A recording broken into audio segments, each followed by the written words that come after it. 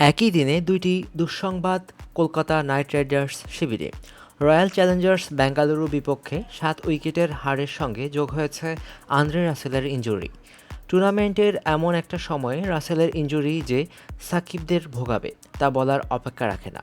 হাতে রয়েছে আরও দুটি ম্যাচ, এর একটিতে জিতলেই প্লে অফ রাউন্ড অর্থাৎ শেষ চারে খেলার সুযোগ হবে নাইট রাইডার্সদের, যেখানে রাসেলের অংশগ্রহণ অনেক গুরুত্বপূর্ণ। গত ম্যাচেও ব্যাট হাতে ১৯ বলে ৩৯ রানের ঝড়ো ইনিংস খেলেছেন তিনি।